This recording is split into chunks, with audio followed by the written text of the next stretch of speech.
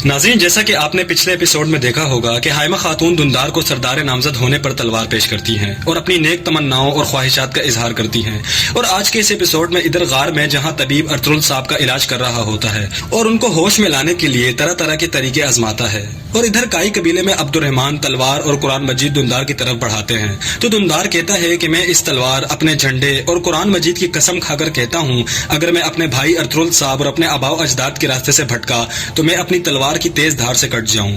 और फिर हाइमा खातून समेत कबीले के तमाम लोग दुंदार के हाथ पर बोसा देते हैं। और इधर कोपेक की गद्दारी अपने उरूज पर पहुंच चुकी होती है और कहता है कि देखो अर्तुगरुल, तुम बहुत सालों से रियासत और उसके अहकाम के खिलाफ बगावत करते रहे। तो कोपेक का सिपाही कहता है कि उसने आपके उठाए हुए हर कदम के आड़े रुकावट डाली। तो कोपेक उससे कहता है कि फिर आखिर में क्या हुआ? उसने खुद अपनी कब्र खोद ली। सुल्तान अलाउद्दीन चाहे जितने भी ताकतवर हों, यहाँ सिर्फ मेरी ही हुक्मरानी चलेगी। अर्तुगरुल को कब्र में भी चैन नहीं मिलेगा। उसका जो कबीला उसके पीछे आया था, मैं उन्हें वापस भेज दूंगा और मैं इन जमीनों पर नया निजाम लाऊंगा, हत्ता कि उसकी कब्र भी भुला दी जाएगी। तो वह सिपाही कहता है कि आरिस जब यहाँ से गया तो उसके चेहरे पर बड़ी मुस्कुराहट थी। तो कोपेक उससे कहता है कि शौक के खत्म होने के बाद देखना, मैं उसे जो पेश करूंगा वो और भी ज्यादा मुस्कुराएगा। तो वो सिपाही कहता है कि मुझे इस बारे में कुछ नहीं पता, अलबत्ता नए सरदार के लिए बुलाया हुआ इजलास जल्द ही इख्तिताम पजीर होगा। दुंदार साहब यकीनी तौर पर नए सरदार मुंतखब हो जाएंगे। तो कोपेक कहता है कि ये जिरगा असल में एक खेल है और इसमें मैं ही जीतूंगा। दुंदार को इस कदर अपनी तरफ कर लूंगा कि जो कुछ अर्तुगरुल ने मुझसे छीना था वो दोबारा मुझे हासिल हो जाएगा। लेकिन हमारा असल मसला सिपाही तुर्गुत है। और फिर उससे कहता है कि तुर्गुत अर्तुगरुल का इंतकाम लेने के लिए सिपाहियों को यहाँ रोकने के लिए भड़का रहा है, उसे मेरे पास लेकर आओ। और फिर तुर्गुत के बारे में उल्टी सीधी बातें करना शुरू कर देता है दज्जाल मुनाफिक कहीं का। और इधर जंगल में सिमको के कैद शुदा गुलाम कनीजें सिपाहियों से पानी मांग रही होती है कि इसी दौरान अर्तुगरुल साहब का इलाज करने वाला तबीब यानी कि एंथियोस बाहर आ जाता है। तो सिमको उससे पूछता है कि क्या तुम्हें यकीन है कि अर्तुगरुल जिंदा बच जाएगा? तो वो तबीब कहता है कि उसके अंदर का गुस्सा उसे जिंदा रखेगा, तुम फिक्र ना करो। फिर सिमको कहता है कि वहाँ असल में हुआ क्या था, मुझे सब कुछ बताओ, लेकिन याद रखना अगर तुमने वहाँ जरा बराबर भी सुराख छोड़ा हो तो उसकी कीमत हमें अपनी जानों से चुकाना पड़ेगी। तो वो तबीब कहता है कि कमांडर आरिस और उसके सिपाहियों ने डाकुओं के भेस में अर्तुगरुल साहब को जाल में फंसाया। वो बहुत ज्यादा खून रेजी लड़ाई थी। और फिर एक पल में ही उससे सारा किस्सा सुना देता है कि मैंने आरिस का चेहरा देखा था जब वो जख्मी हुआ था। तो सिमको कहता है कि यकीनन आरिस तुर्कों से मुआहदा तोड़े बगैर अर्तुगरुल से छुटकारा हासिल करना चाहता था, लेकिन अर्तुगरुल साहब कैसे बच गए? तो वो तबीब कहता है कि उसके दो सिपाही जख्मी हालत में उसे वहाँ से ले गए थे। मैंने भी उनका पीछा किया और उन सिपाहियों ने अपनी जान अर्तुगरुल साहब पर कुर्बान कर दी और अपने हाथों से अर्तुगरुल को मेरे हवाले कर दिया। तो सिमको कहता है लेकिन तुमने लाश का मामला कैसे हल किया और उसके घर वाले और उसके सिपाही कैसे कायल हो गए कि वो मर गया है? तो वो तबीब कहता है कि मैंने अर्तुगरुल साहब की अंगूठी उतार कर आरिस के एक सिपाही को पहना दी थी, फिर मैंने उसको आग लगा दी। तो सिमको कहता है कि आला, तुमने जबरदस्त काम किया। और कहता है कि अब हमारे पास एक ऐसी ताकत आई है जो दोनों रियासतों को एक दूसरे के खिलाफ काम करने में आएगी। तबीब के पूछने पर सिमको कहता है अगर हम इससे फायदा उठाना चाहते हैं तो अर्तुगरुल को जिंदा रखना होगा। हमें मुर्दा नहीं बल्कि जिंदा इंसान की जरूरत है। आरिस मुर्दा अर्तुगरुल से खौफ नहीं बल्कि जिंदा अर्तुगरुल से जो सांस ले रहा है उससे जरूर खौफ खाएगा।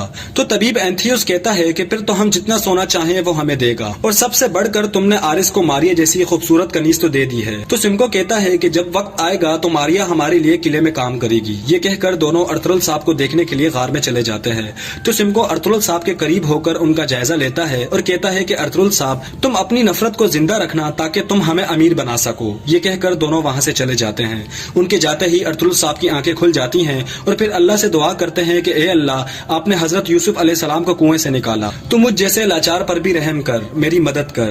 اور اس طرف ترگت کوپیک کے پاس آ جاتا ہے اور کہتا ہے کہ آپ نے مجھے بلوایا تھا۔ تو کوپیک کہتا ہے کہ سلطان علاؤالدین نے تمہیں کیا حکم دیا تھا؟ تو ترگت کہتا ہے کہ انہوں نے مجھے پتہ لگانے کو کہا تھا کہ ارطغرل صاحب کے ساتھ یہ سب کس نے کیا ہے۔ تو کوپیک کہتا ہے کہ کیا تمہیں پتہ نہیں چل گیا ہے کہ کیا ہوا ہے؟ اور اب تو ارطغرل صاحب کو بھی ڈھونڈ لیا گیا ہے، اب یہاں مزید رکنے کی تمہیں کوئی ضرورت نہیں۔ اور مزید یہ کہتا ہے کہ میں اور دندار صاحب یہاں ہیں، تمہاری افادیت اب یہاں ختم ہو گئی ہے۔ اب تمہیں یہ اندازہ ہونا چاہیے کہ ہماری فوج مہم پر ہے، اگر تمہیں شامل ہونا ہے تو کل صبح یہاں سے روانہ ہو جاؤ۔ تو ترگت کافی زیادہ غصے کا اظہار کرتا ہے مگر مجبور ہو کر وہاں سے چلا جاتا ہے۔ اور ادھر غار میں طبیب سمکو کے کہنے پر مسلسل ارطغرل صاحب کے علاج میں لگا ہوا ہوتا ہے اور ان کے زخموں پر مرہم پٹی کر رہا ہوتا ہے۔ اور دوسری طرف کائی قبیلے میں ترگت، دندار اور حلیمہ سے باتیں کرنے کے بعد جیسے ہی جانے والا ہوتا ہے کہ اسی دوران اسلحان خاتون خیمے میں داخل ہو جاتی ہیں۔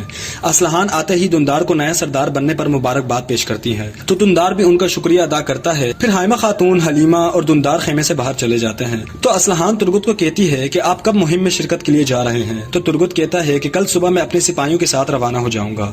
تو اسلحان کہتی ہے کہ آپ کے لیے سوگ میں قبیلہ چھوڑ کر جانا بہت مشکل ہوگا، لیکن آپ اور آپ کے سپاہی ہم سب کے لیے امیدیں ہیں۔ پھر ترگت اس سے کہتا ہے کہ میں مہم پر جا رہا ہوں، میں یہ سوچ کر کہ آپ میرے انتظار میں ہیں تو میرے دل کو سکون ملے گا۔ اور ادھر کائی قبیلے کے قبرستان میں حلیمہ ارطغرل صاحب کی قبر پر آ کر کہتی ہے کہ کوئی انسان کیسے اپنے پیار کی موت کو قبول کر سکتا ہے؟ میں کسی طرح یہ یقین نہیں کر سکتی تھی کہ آپ چلے جائیں گے۔ ارطغرل صاحب کے غم میں نڈھال ہوئی ہوتی ہے اور زبان پر انہی کا نام ہوتا ہے۔ اور ادھر غار میں طبیب ارطغرل صاحب کے علاج میں لگا ہوا ہوتا ہے۔ ارطغرل صاحب بھی نیم بے ہوشی کی حالت میں حلیمہ اور گندس کو یاد کر رہے ہوتے ہیں۔ طبیب ان کے زخموں پر مرہم پٹی کر رہا ہوتا ہے تو اتنے میں ارطغرل صاحب اٹھ کر کہتے ہیں کہ تم کون ہو، میں کہاں ہوں؟ تو وہ طبیب کہتا ہے کہ آپ محفوظ ہاتھوں میں ہیں، خود کو زحمت مت دیں، آپ ابھی زخمی ہیں۔ کافی دیر کے بعد ارطغرل صاحب اپنی آنکھیں کھول دیتے ہیں اور خود کو ایک غار میں پا کر فوراً اٹھ کر بیٹھ جاتے ہیں۔ تو طبیب انہیں یخنی پیش کرتا ہے تو ارطغرل صاحب کہتے ہیں کہ یہ یخنی پینے کا وقت نہیں ہے، میرے سپاہی کہاں ہیں اور تم کون ہو؟ تو طبیب کہتا ہے کہ مجھے آپ زخمی حالت میں ملے تھے، مجھے اپنا دوست سمجھیں۔ تو ارطغرل صاحب اس سے کہتے ہیں کہ میری صحت آپ کے لیے اتنی اہم کیوں ہے؟ تو وہ طبیب کہتا ہے کہ صرف میرے لیے نہیں بلکہ ہر اس شخص کے لیے جو آپ سے محبت کرتا ہے۔ خیر انہیں اپنی باتوں سے قائل کر لیتا ہے مگر ارطغرل صاحب کی طبیعت اتنی خراب ہوئی ہوتی ہے کہ وہ بار بار چلتے چلتے گر جاتے ہیں۔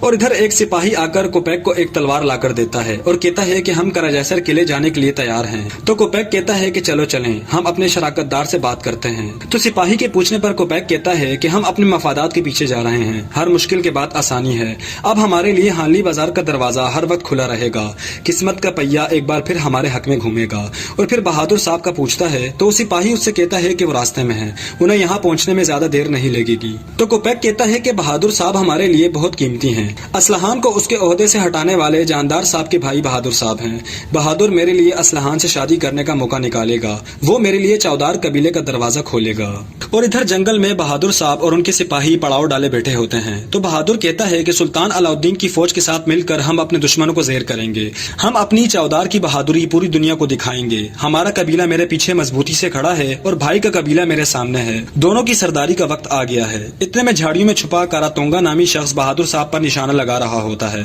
کہ اسی دوران بہادر صاحب کا بیٹا اسے دیکھ لیتا ہے اور اسے مارتے ہوئے بہادر صاحب کے پاس لے آتا ہے۔ تو بہادر صاحب کاراتونگا کے پاس آ کر کہتے ہیں کہ میں نے تمہیں اپنے بیٹوں جیسا سمجھا تھا لیکن تم میری پیٹ میں ہی چھرا گھونپنے کو تیار تھے۔ پھر اسی دوران کاراتونگا کی بہن جھٹ سے اس کے پیٹ میں خنجر گھونپ دیتی ہے اور بہادر صاحب بھی ایک ہی وار میں اس کا سر قلم کر دیتے ہیں اور پھر کہتا ہے کہ میرا بہادر بیٹا، میرے سپاہی اور میرے بیوی میرے ساتھ ہیں، اب ہمارے قبیلے میں جا کر سرداری کرنے کا وقت آ گیا ہے اور ہمیں سرداری سے جو کوئی بھی روکے گا اس کی گردن سر تن سے جدا کر دیں گے۔ اور ادھر کراجیسر قلعے میں کمانڈر آرس اپنے کمانڈر کے ساتھ ٹہل رہا ہوتا ہے اور کہتا ہے کہ ارطغرل کی موت کے بعد قلعے کا نظام بدل گیا ہے۔ تو وہ کمانڈر اس سے کہتا ہے کہ ہم ہانلی بازار کو حاصل کرنے کے لیے کب کارروائی کریں گے؟ تو آرس کہتا ہے کہ وہ وقت بھی آ جائے گا، اب چلو اندر چلتے ہیں، ہمارا مہمان کوپیک کسی بھی وقت یہاں ہوگا، دیکھتے ہیں کہ اس نے کیا کہنا ہے۔ اور ادھر غار میں اللہ کے حکم سے ارطغرل صاحب کی طبیعت بہتر ہو رہی ہوتی ہے۔ اسی دوران طبیب آ جاتا ہے اور ارطغرل صاحب کو اس حالت میں دیکھ کر دل ہی دل میں خوش ہو رہا ہوتا ہے کہ چلیں ہمارے کام کا بندہ ٹھیک ہو رہا ہے۔ اور ادھر قلعے میں کوپیک آرس کے پاس پہنچ جاتا ہے، آرس اس کے استقبال میں پہلے ہی کھڑا ہوا ہوتا ہے۔ تو کوپیک اس سے کہتا ہے، سنا ہے کہ جو سہانا دسترخوان سجاتا ہے اس کا دل بھی بڑا ہوتا ہے، مجھے شراکت داری پسند ہے اور پھر کھانے کھانے پر بیٹھ جاتے ہیں۔ تو آرس کہتا ہے کہ مجھے یقین ہے کہ آپ جیسے سیاست دان قیمتی چیزوں میں شراکت داری کرے گا۔ تو کوپیک کہتا ہے کہ لمبی بات کے بجائے اصل بات پر آتے ہیں۔ اب تک ریاست کے لیے میں نے ہر قسم کی قربانی دی ہے، لیکن اب اپنے لیے کچھ کرنے کا وقت آ گیا ہے۔ تو آرس کہتا ہے کہ آپ کے ساتھ کام کرنا میرے لیے اعزاز ہے، لیکن آپ کے دماغ میں کیا ہے؟ تو کوپیک کہتا ہے کہ ہانلی بازار، چلو اس سے اپنی شراکت داری سے اپنا پہلا پل بناتے ہیں۔ اگر ہم مل کر اسے چلائیں تو ہم خوشحال ہو سکتے ہیں۔ اگر تمہیں یہ قبول ہے تو میں تمہیں یہاں ایک منافع بخش شراکت داری کی پیشکش کرتا ہوں۔ تو آرس کہتا ہے کہ سب سے پہلے مجھے ایک چیز کا تجسس ہے، آپ سلجوق سلطنت کے امیر ہیں، آپ کو مزید کچھ کیوں چاہیے ہوگا؟ تو کوپیک کہتا ہے کہ جب میرے پاس موقع ہوگا تو میں اور کچھ کیوں نہ چاہوں۔ تو آرس کہتا ہے کہ اس سے آگے تو سلطنت ہی رہ گئی ہے، اب کیا وہ چاہیے آپ کو؟ تو کوپیک کہتا ہے کہ نیکی اور پوچھ میں جسے آسمانوں میں ڈھونڈ رہا ہوں وہ مجھے زمین پر ہی مل رہا ہے۔